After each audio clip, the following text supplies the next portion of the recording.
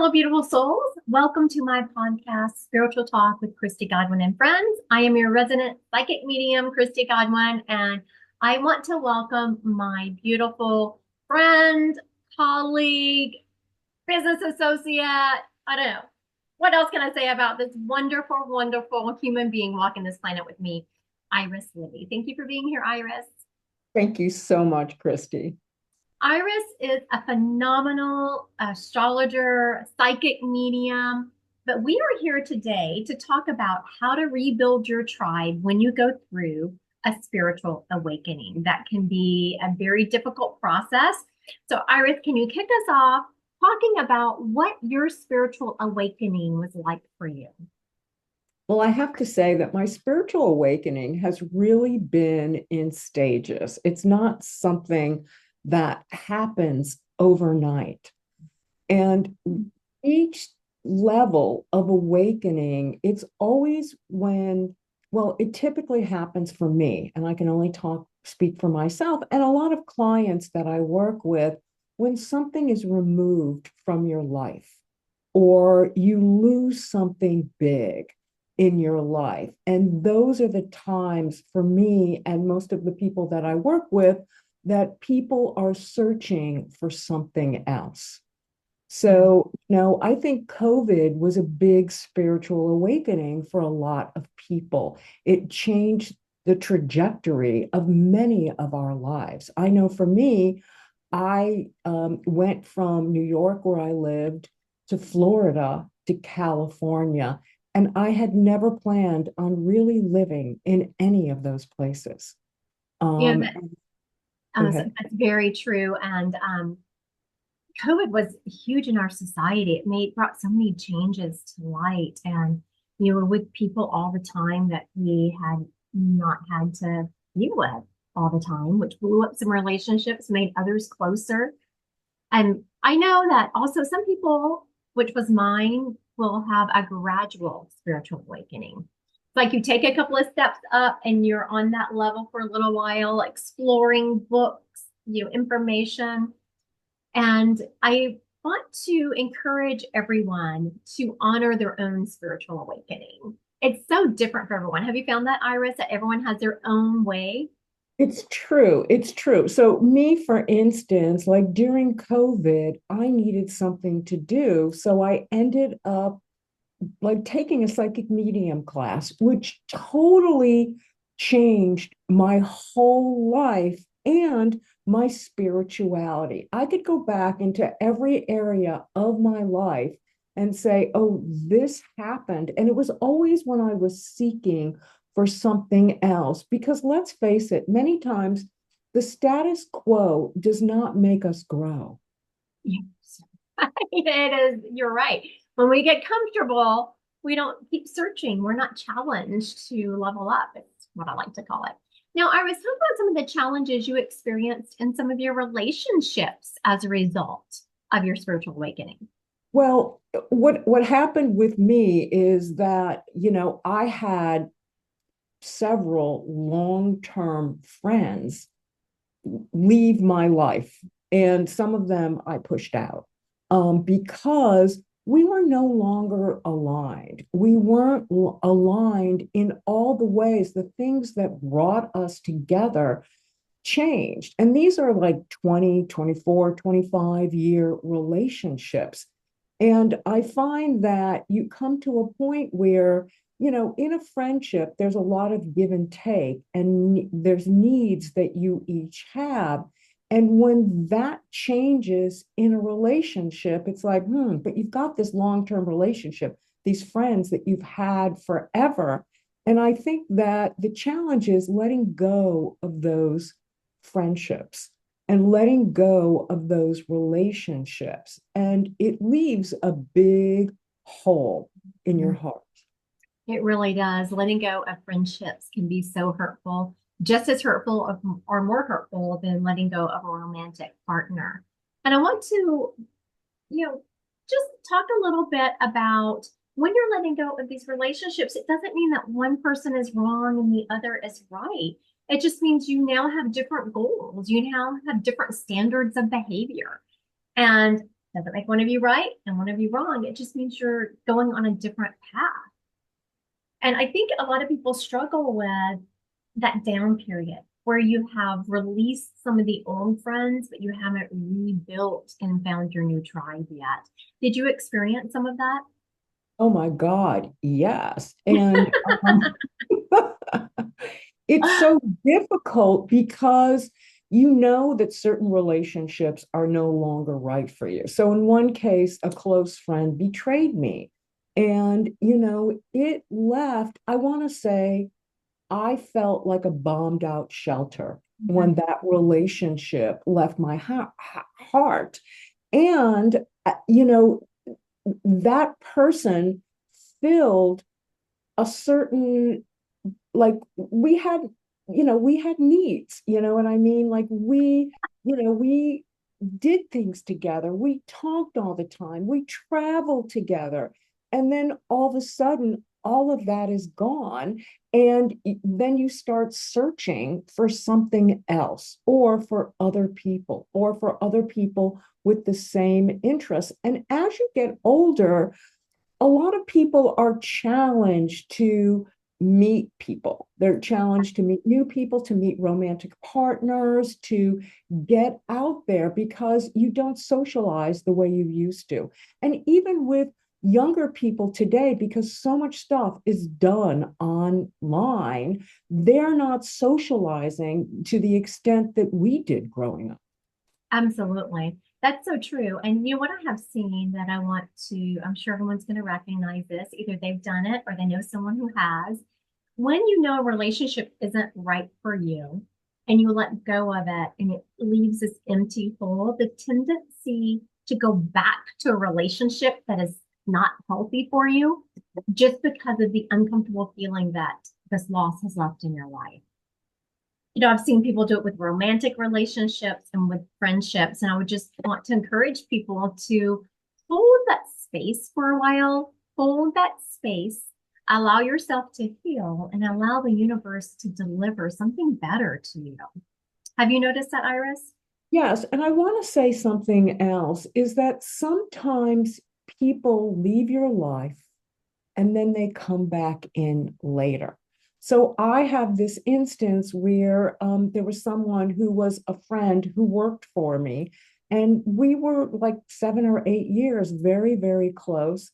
We had a falling out based on work. Years later, she contacted me, apologized. We rekindled our friendship, and it is stronger and more beautiful than ever. And sometimes you need to take a break so that you can both grow in different directions. And then I apologized for my behavior at that time. She apologized for hers. I apologized for mine.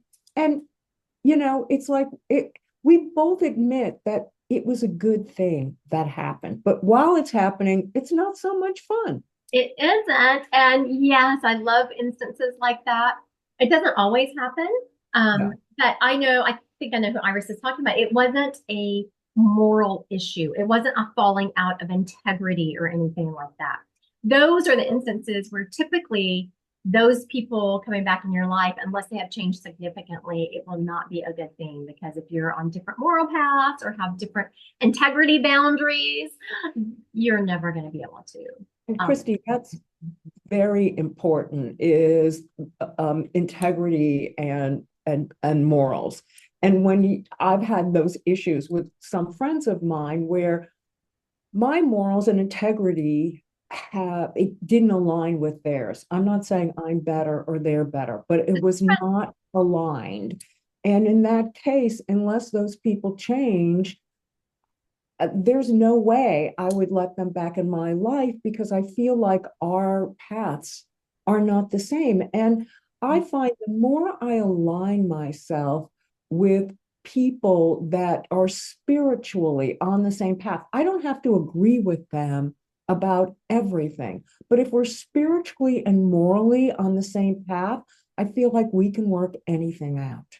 Absolutely. Yes. I mean, Iris and I have been friends for quite some time. We are business partners. We've had disagreements, but because we are aligned morally and our integrity is in alignment, we're able to talk through things and get to the other side of it stronger. We allow each other to have our own opinions. Now, I also want to ask you, Iris, now people have, let's just say someone's on this path, they've lost some friends. How do they rebuild their tribe? That's what this is about. How would you suggest them help finding new people? Well, I can say for me, I do things that I'm interested in. So I might take classes. I joined TM at one time to start meditating. You meet people there. I go to places and do things, volunteering. Yeah, Um, there are things that you can do where you're doing things that you love to find like-minded people. And I want to say it works so well. When I took this psychic medium class, I was able, it was a 9-month course. It was with Lisa Williams. We both, that's where we met. mhm. And it totally, like, I was able to rebuild a tribe through the people I met there. Now, I've done other things where I didn't connect and I wasn't able to, but I was doing what I loved. And that's what's most important. And I find for me, I'm an astrologer, I have a Sag moon. And when I get emotionally upset, I need to travel or learn something, travel with my mind. And so for me, traveling with my mind, with like-minded people, really makes me happy because I'm not doing it to meet someone. I'm doing it because I'm interested, Yeah, and meeting people is a byproduct of doing what you love. yeah, absolutely. I wholeheartedly agree with Iris. Same, that's how I started building my tribe. And then also, I teach psychic mediumship classes. I it's so beautiful when I see my students who, I've been teaching classes now for years who are still in contact with each other. I also have something called the Divine Collective. It's a monthly subscription program where we meet up every month and we're able to create a safe place. Now, you don't certainly have to do that through me. You can do it through whatever you like. I know some people who have a heart for animals, so they volunteer at Humane Society or a food bank. It's just whatever feeds your soul that you're interested in, volunteer. I know that we have a tendency sometimes to get into that hermit mode whenever we are sad over, losing friendships. But it's so important to put ourselves out there and to be around like-minded people. I want to talk to everyone about something called entrainment. Entrainment is when two items start vibrating at the same level. If you have two tuning forks and they're at different levels, but the closer you put them together, they will eventually start vibrating at the same level. So you want to make sure that you're surrounding yourself with people who have your value system, who vibrate as the same as you, who hold the same things sacred that you do. Now, Iris, I know that most of us who are on the spiritual path have encountered what I'm about to ask you about. How would you encourage people to communicate about this new path they're on? Well, I feel that for me, living my life in integrity shows that. So I don't have to walk around and say I'm on a new spiritual path. I do tell people what I'm doing, right? But Right. I find that once I change, my vibration change and I attract different people. So for instance, I was at a party last night and I met probably about 20 people that I didn't know. Why did I vibrate with certain people and not with others? And I feel like they are spiritually, morally aligned with me. Now, everyone was nice, and I talked to everyone at the party, but I find that the ones that I vibrated with were the ones that I have common interests with. And you only know that by talking with people. And, while there were other people that were very lovely and friendly and, outgoing. And by the way, I'm an introvert, even though I seem like an extrovert, I'm very shy. I know that doesn't make sense, but I am. And it's sometimes it's difficult for me. I imagine myself, and I'm talking about this for all the shy people out there who have a problem, but when I walk into the room, I close my eyes and I imagine myself diving off a diving board and just say, go for it. And I take a deep breath and I walk in the room and I start to talk to people. And many times I am scared, that what if they reject me? What if they don't like me? What if I'm not good enough? But I find that as long as I'm living my true self and standing, like being me, that everything falls into place.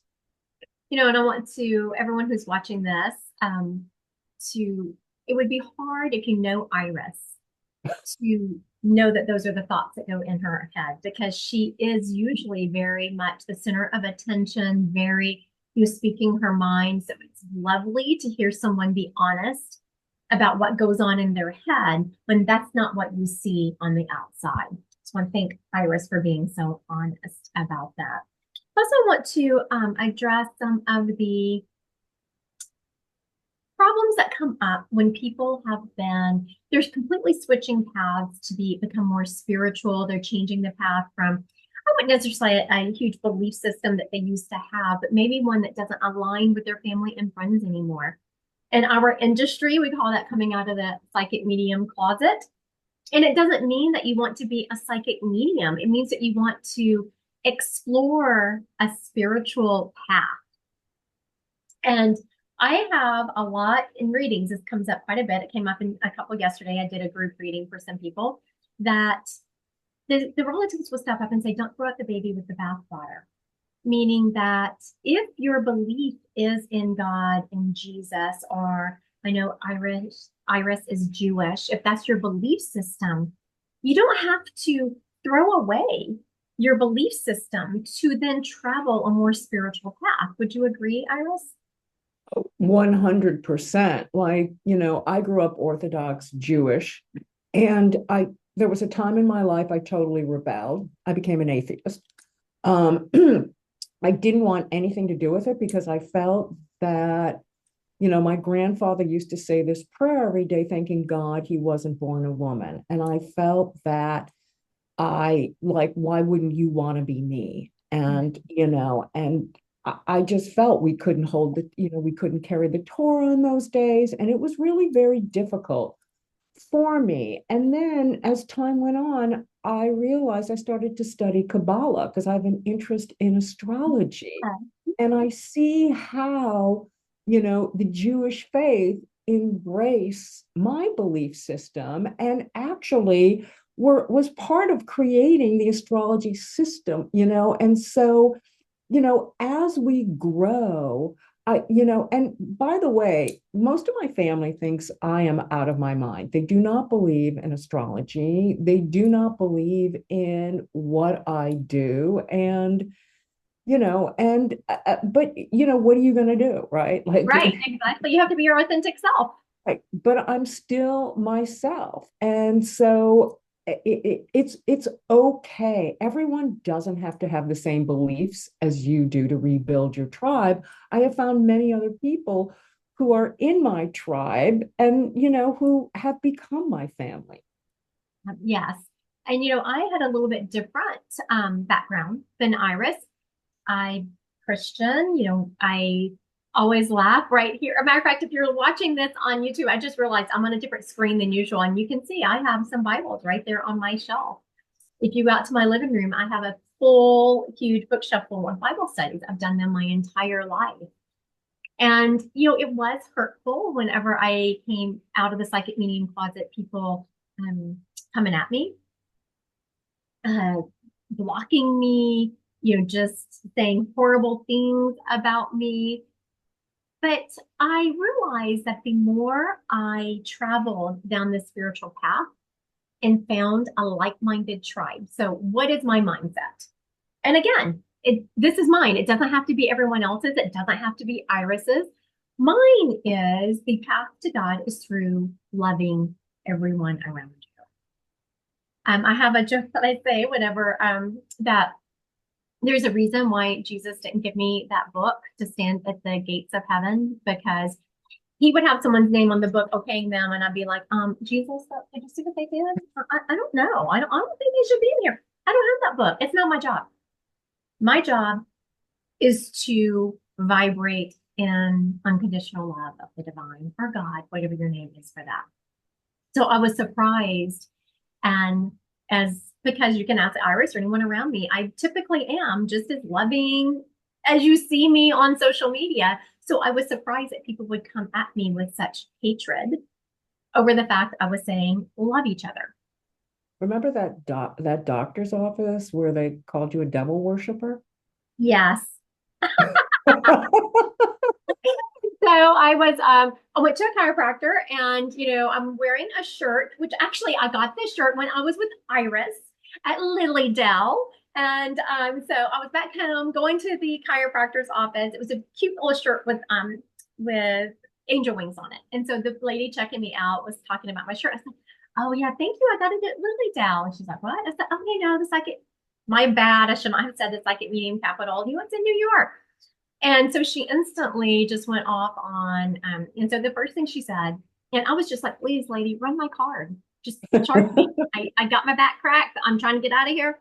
And she's like, "Do you know how you get to heaven?" I was like, "Yes, I do. You die. That's how you get to heaven." And so that was not what she wanted to hear. And so she proceeded to pray for me and, say some things to me. But even then, I understand that we have a different belief system. I didn't judge her for it. It did kind of jar me because we were right there in a chiropractor's office. I was like, this is not the place to have this conversation. But even through that, everyone just needs to realize that people are doing what they can with what they have in their own belief system. So, I just took my card and smiled at her, wished her a good day, and left, but it can be a bit jarring. And who even knows if you didn't open up her mind because you radiate such love and light that, she said that, and then maybe she felt badly later on because if she's truly a practicing Christian, then she would forgive and love. It is. There is a story that Iris told me after we'd been, friends for a while.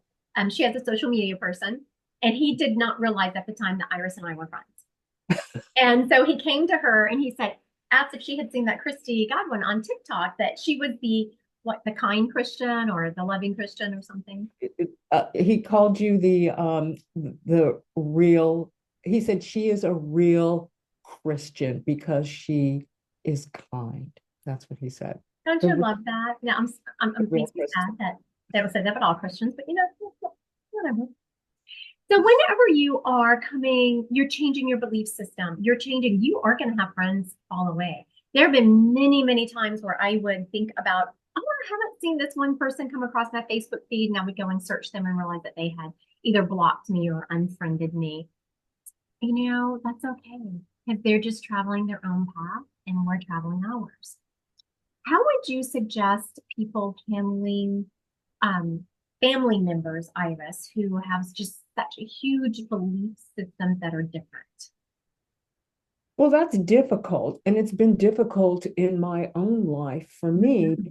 because during COVID, I was living with my family and we did not see eye to eye on many different things. And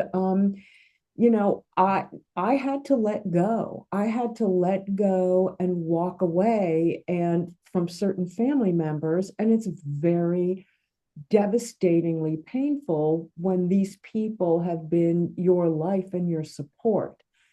So it was like someone had ripped out my heart and put only half back in. And so basically I have worked on myself and on forgiving and letting go. And that's all I can do is work on myself because these people aren't going to change unless they want to change. They're not going to change their beliefs. There's no winners or losers when it comes to this kind of, like, if you're not vibrating the same way your family is vibrating. And I am still going through that process and sending them love and light, because that's all I can do. Is when I think about them, I send them love. Um, and Yeah, when I see a picture of them, I send them love and I hope that they're well. And I continue to work on my spiritual development of letting go of, there's a winner and there's a loser. There's a right person and the wrong person. This is not a battle. It's a difference of um, it's a difference of the way we live our lives, and what we want to accomplish and be in these lives. absolutely. Thank you. That's beautifully said, Iris. And there is a term in in the spiritual community called the dark night of the soul. Iris just described it so perfectly. Whenever you're starting to change and vibrate differently and you lose those people, and Iris mentioned it felt like half her heart had been ripped out.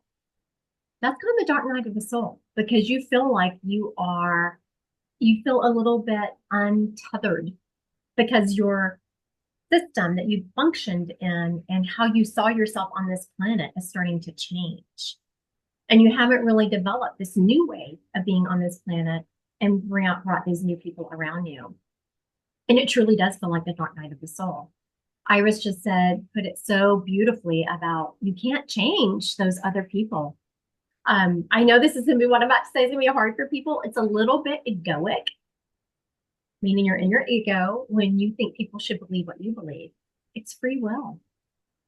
And that's the reason Iris and I have stressed so much. It's not that you're right and they're wrong or vice versa. It's just you've changed paths. You're on a different path that doesn't align with theirs anymore. And that's okay. It's time to just go in a different direction. Now, Iris, whenever you're on this new path, how long do you think it takes people to come out of that dark night of the soul? Do you have a time frame? Was there a time frame for it? You know, I want to say it's like the ocean. It kind of hits you in waves. I don't think it ever really ends, and I don't think there's really a beginning and an end. Like some days, it's really very difficult for me where, it could be a holiday or someone's birthday where I really miss them. So I send them love and light. I think, like it's been like almost 4 years for me. And it's still painful at times, and other days I don't think of it at all. So, when there's a big wave, I get knocked over sometimes and feel very sad. And then I could go weeks without thinking about it at all. So I'm going to say it's a process.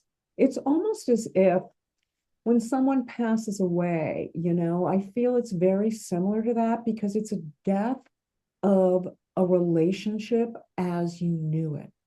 Mm-hmm. And so that's the closest thing I can compare it to. It doesn't mean those people will never come into your life again, but it means that the relationship you had will no longer be there. Now, can it grow and get better? Absolutely. But that's a process, and it's a process that both parties have to work on. So if you're just rowing the boat and the other party isn't, it's going to be hard, and you can't make them row the boat towards you. They have to come to that themselves. And the only way you can really influence them is by being a beacon of light and living in your true self. Thank you, Iris. That was beautifully put. I just recently did a series on TikTok talking about awakening your divine goddess within. And part of it was, I want you to think about for a minute how much energy we can expend making ourselves be different than what we are just to fit in. Mm.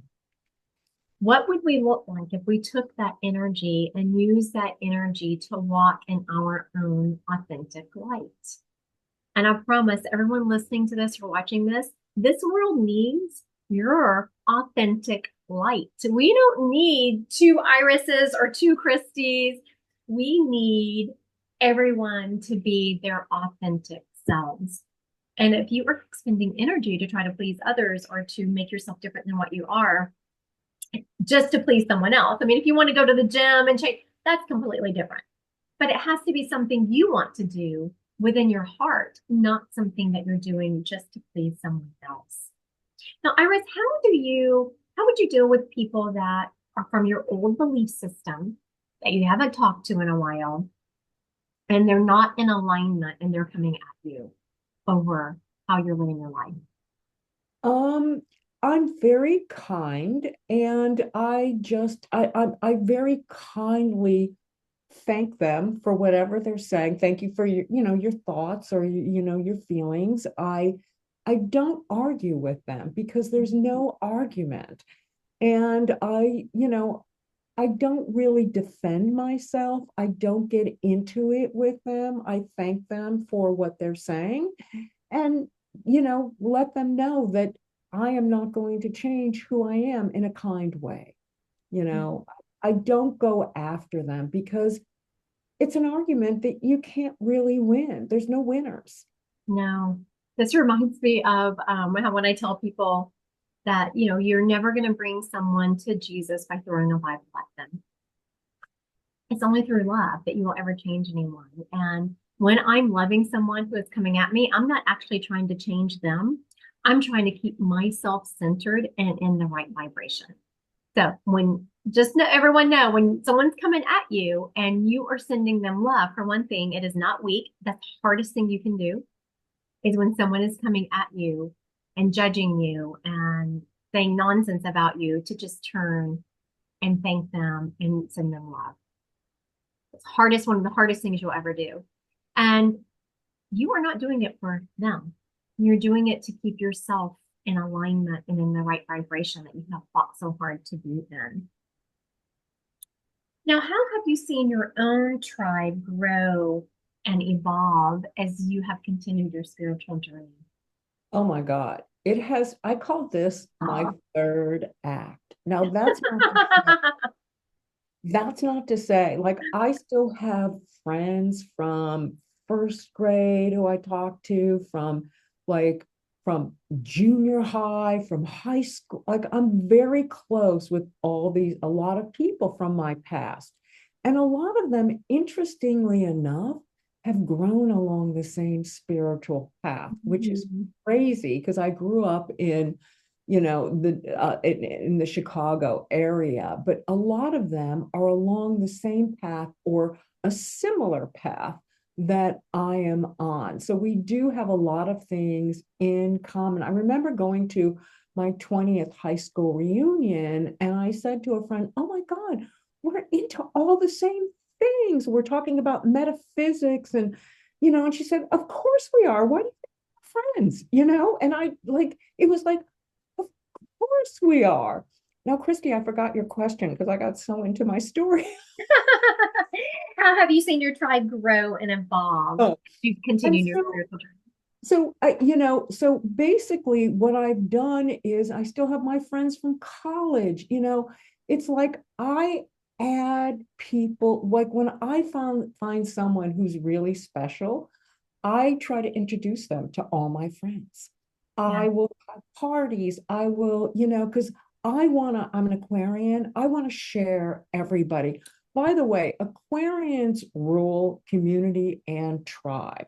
And Pluto is going into Aquarius on November 19th for the next 20 years. It's dipped its toe in twice. It's going to stay there now for 20 years. And this is such a beautiful time to build your tribe because it's what's going to be happening in this during the next 20 years. So this is going to be about us building and working in our communities. And so I have always been that way. So if I find someone I like, I introduce them to all my friends. Yes, yes, yes.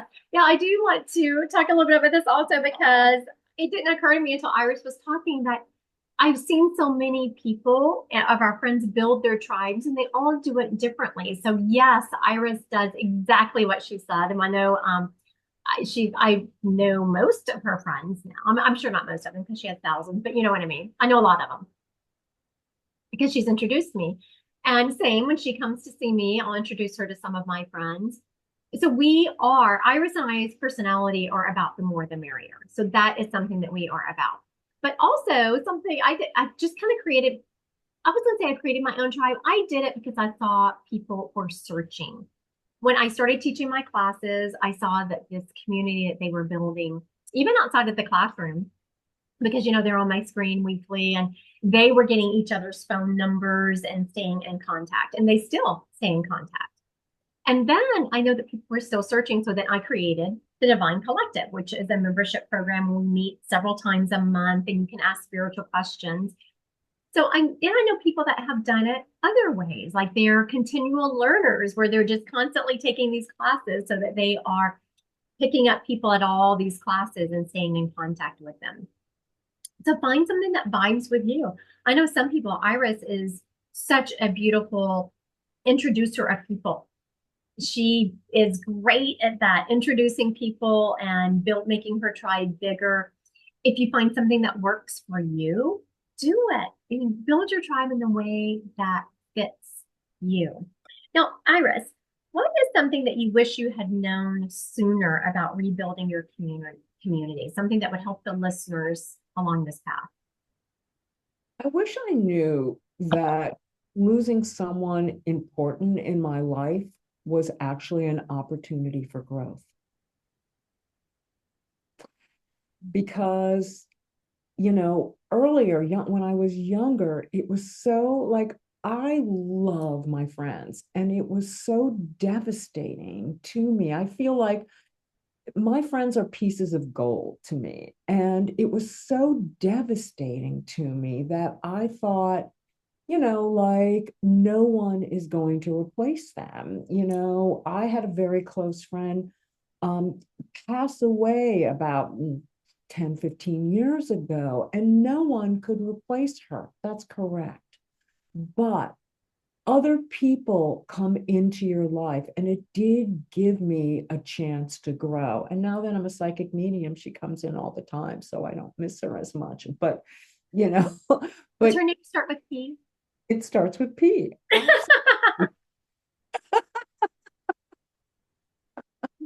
Very good. Her name is Penny. And anyway, but my point is that, I wish I knew that, because then I think I would have started to try to, do things that I liked to build my tribe sooner, instead of, it's like a death. It really always felt like a death. And so I would be in mourning. I would talk about it nonstop, to the point where, one of my friends said, Iris, I love you, but you need a therapist. You need to go into therapy. So, and so I wish I knew that. Yes, yes, yes. Me also trying to prove how I was right and they were wrong. And I realized as I've grown spiritually, as I said before, there's no right, there's no wrong. It is what it is. And you're each growing differently. So I think those are the two things I wish I knew. For me, I wish I had understood that I will meet and I will find my tribe because when you're going through that dark night of the soul, sometimes it feels like that you're never going to be able to find like-minded people, that you're never going to be able to find anyone to have those crazy conversations that you can have with people who just take you for who you are. I wish I had understood that who I am is fine. I don't need to be who society says I need to be. And I said this before, and I really felt like looking back, and this is something I've said recently, that the dogma of some of the Bible studies I did caused me to be less kind. That wasn't who I was. I have truly, I mean, I struggled in some of the Bible studies I would be in because I just did not understand how my God would want me to judge other people or say who you should be able to marry or should would want me to say, who someone on this earth could be with or what they should choices they should be making. Like if it didn't hurt you, why would we care? So I really struggled with that. And after I released my attachment to that dogma, I actually became a even kinder person, a more loving person, because I don't really care now when people say, you should do this, you should do that. Well, I can only be me. That's all I can do. Exactly. Yes. So, Iris, so let's talk about something which this isn't for Iris. I'm popping a question on her. She's probably like, oh Lord, what's she gonna ask me? So as you are on this spiritual path and you're peeling back the layers of who you are authentically, it helps you see other people for who they are and their motives. And sometimes we end up not liking what we're seeing. Mhm. And so this is we talked about losing some friendships earlier on, but we didn't really talk about the down and dirty of it. So that is the down and dirty. Sometimes when you're on this path and you are peeling back your own layers and becoming a more authentic version, you see that people around you aren't behaving in a manner that aligns with you anymore. Mm. And so how do you handle that? Do you just put up a boundary and cut them off? Do you address them up front? Do you say, hey, you're not acting in a manner that I approve of? How do you handle that? Well, it depends on the situation. So I used to, because I have Aries rising and Mars in Aries, and I'm very fiery. I used to pick a fight with them and blow it up. So I would throw a bomb in and blow it up because I was right and they were wrong. I've come a long way.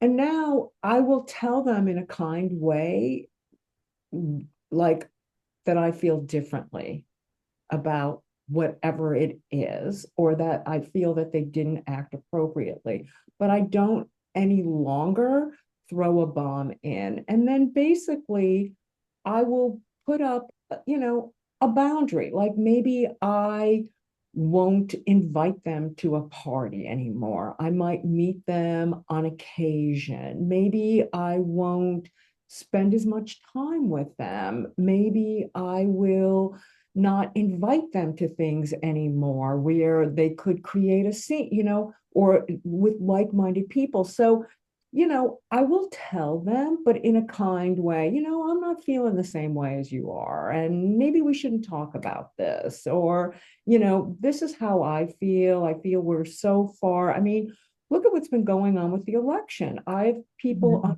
both sides of the fence. And typically the ones that I disagree with, I basically don't talk to them about it.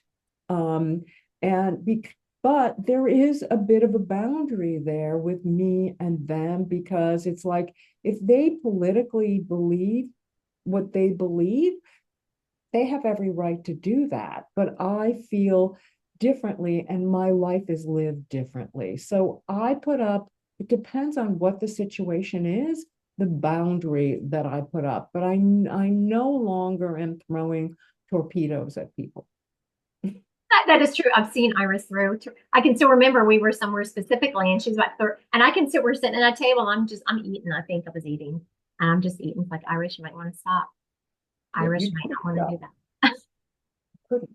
I could not stop. No, she did not stop. But this is how we handle it differently, though. So I like to envision maybe Iris between the two of us, we could start handling it better because I might could take some of Iris's because what I do is I just put up a boundary and I'm done. I'm better about discussing it with people. But before this is the Pisces in me, I would just take it and take it and take it. And then when I'm done, I'm done. And that's a Which, pipe. yeah, which is not really a good way to handle relationships. You want to be able to work through them. You want to voice your opinion. Now, once I have voiced my opinion several times, if my boundaries are continually trampled over, and I think everyone has their their own things, but mine is drama. Don't bring drama into my life because I will put up a boundary real quick. Iris's is, some other things. I'll let Iris speak for herself, but that's one of my big ones. But before, I would just cut people off. But after I've been on this path, I tend to now discuss it with them and give them a chance to understand what my boundary is. Now, the difference here is I'm not asking them to change. I'm putting up a boundary of what the expectation for how you act around me and treatment of me is. Then, if you continually just be mean, that's another one of mine. I cannot stand a bully or someone who is mean around me, then I will put up a boundary and just back off from you. So you're not asking people to change. You're just saying, around me, I can't do that. Mine's dishonesty and betrayal. Oh, yeah. Iris definitely has this thing with betrayal And dishonesty. and dishonesty. That is absolutely right. But isn't that the truth? I had someone the other day, a friend of mine, who was just like lying by omission. All of us can handle just about anyone saying, you know what, I know you don't agree with this, but I just have to let you know I'm going to do it. Like I own it. I own that I'm going to do this. You might not agree with it. As long as it doesn't affect you and their behavior is not negative onto you. Or they're hurting anyone else. Correct. Right. If it's your own shenanigans, then that's your business. So, Iris, what are your last minute advice for anyone listening or watching this? So I would say that it's building your own tribe, it's a fortunate opportunity. It's a chance when people leave your life to make lemonade out of lemons. And I know that phrase has been used so many times, but if I look at where I am now with my life and my tribe, it's the happiest I've ever been. I really feel like I am more content, um, spiritually, intellectually, and physically. I mean, and I'm saying all of those things because I feel like the people in my life encourage me to be the best version of me. And that's really important because people who build you up, and I'm not talking about superficially, but a lot of people try to tear you down when you try to change, because if it's like you've been doing the cha-cha with them for all these years, and then all of a sudden you want to do the rumba and they're still doing the cha-cha. They're like, wait a minute, you got to come back and cha-cha with me. And so I really feel that, this is an opportunity. So I would say turn these losses of friends or that you're changing and moving away from people into an opportunity to become the best version of yourself and surround yourself with people who support you in your community. That's beautiful, Iris. Thank you. Thank you. That is absolutely beautiful. Also, I want to remind people that when you are going through that dark night of the soul, and I don't think I've ever heard anyone describe it as beautifully or as perfectly as Iris did when she felt like half of her heart had been ripped out and not returned because you feel so alone and misunderstood. Know that if you take the step to put yourself out there around like-minded people by taking classes, volunteering for things that you care about, you will start replacing your tribe. And I promise you, one or two people that you can really trust and that are vibrating and understand you is better than 50 acquaintances who don't understand what you're going through. Now, if anyone would like to get in touch with Iris, I will have all her contact information on the verbiage of this, whether you're listening to it on a podcast outlet or watching it on my YouTube channel. But in the short version is you can catch her at Iris at askirislibby.com. She has a beautiful website. She is a phenomenal astrologer, psychic medium. So go check her out. Follow her on all of the social media outlets. She's everywhere. Thank you, Iris, for being here. Thank you, Christy. Thank you for inviting me. I want to thank everyone who has visited with Iris and I today, and I hope everyone has a wonderful day.